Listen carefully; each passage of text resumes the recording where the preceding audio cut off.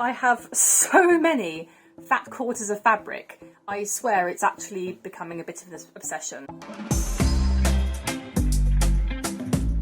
Hello and welcome back to Today We Craft. I know it's been a while, there's been a lot going on, mostly gardening related, but we'll move that aside for a moment.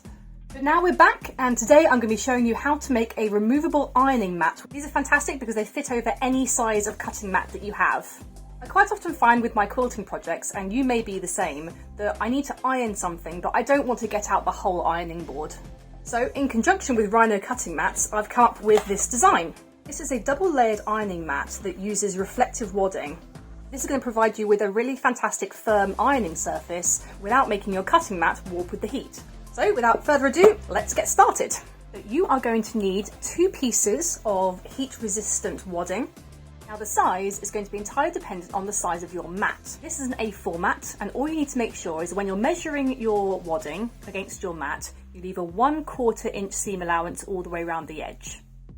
All the measurements that we're going to be doing are going to be edge measurements. So the size of your mat is irrelevant. It can be as big or as small as you like. Okay, so true story. I was going to keep this project plain, just like this one.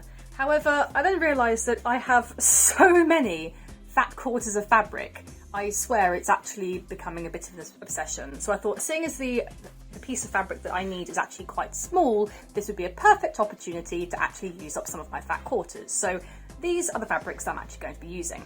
So with the top fabric, which is the fabric that's going to be facing up when you're ironing, you want to do the same and leave a 1/2 inch seam allowance all the way around 3 sides, but on one of the shorter sides you want to leave a 1 and 1/2 inch seam allowance. The backing fabric, you want to leave a 1/2 inch seam allowance around 3 sides and then a 1 inch seam allowance on the end.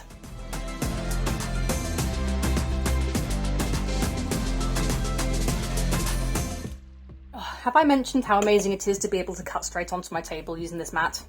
Oh, I have? Oh, okay. More than once? Oh, okay, my bad.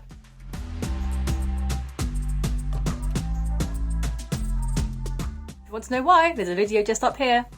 Click the links and support our sponsors. I need money to buy fabric. So remember, this is the reverse side of the ironing mat, so we're going to leave a 1 inch seam allowance on this side.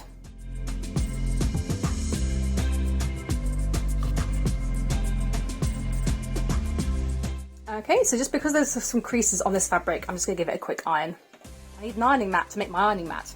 That's called irony. This does rather perfectly demonstrate why you need one of these ironing mats. And look, no warping. Okay, so on the backing fabric, we're going to hem one of the short sides. So I'm going to turn it over by a 1/4 inch, and then again, to get a nice neat hem.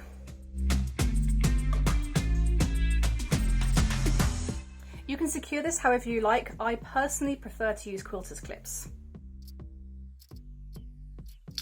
And then I'm just going to run this through my machine, getting my stitching as close to the edge there as possible. There we are, just like so. With the upper fabric, we're going to take our 2 pieces of heat-resistant wadding and make sure that the reflective surface is side down. When we come to use the ironing mat, we want to make sure that the reflective surface is upwards. Like with the base fabric, we're going to be putting a hem on one edge. The thickness of the wadding is why we needed the extra 1/2 inch seam allowance on this side. To make sure everything stays nice and square, I recommend clipping or pinning the other 3 sides as you're doing your hem. Now we're clipped around the edge, we're just going to fold over the hem at the end. Fold it in half, and then half again, which is going to give us a nice neat edge.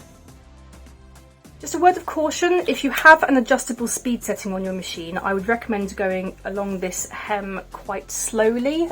It is only cotton and wadding, but it's better to be safe than sorry. Just like so, nice and neat. Remove the clips, and now we're going to attach the front fabric to the back fabric.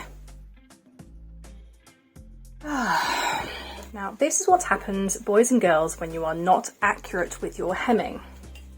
I was a little bit over generous here, and you can actually see it's closer to 3/4 of an inch. Problem with that is that once we slide our board in, I'm really not leaving myself much in the way of seam allowance here.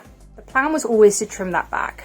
So I'm just going to clip it and be very careful with my stitching. However, I would certainly recommend that you make sure that when you're doing this hem here, you only do a 1/2 inch hem.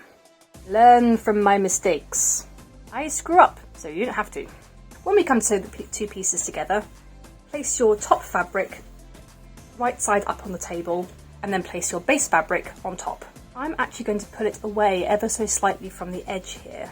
It's the base fabric that's too short, and having an extra lip on one end I think will actually make getting the board in and out easier. Again, you shouldn't need to do that because you would have done this correctly. Pin or clip all the way around these three sides and then sew, leaving a 1/2 inch seam allowance.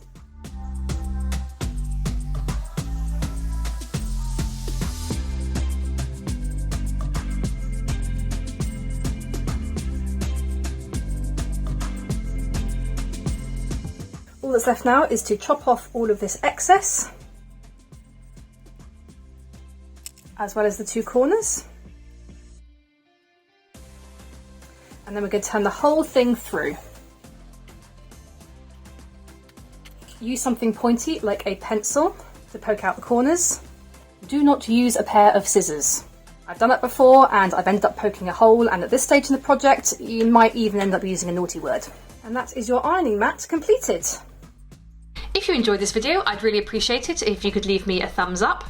If this is your first time on the channel, then I would really appreciate it if you could hit that subscribe button and also the little bell notification to find out when we release future videos. If you've got any questions, feel free to leave them in the comments below. And we also love to hear ideas of things that you'd like us to show you how to make.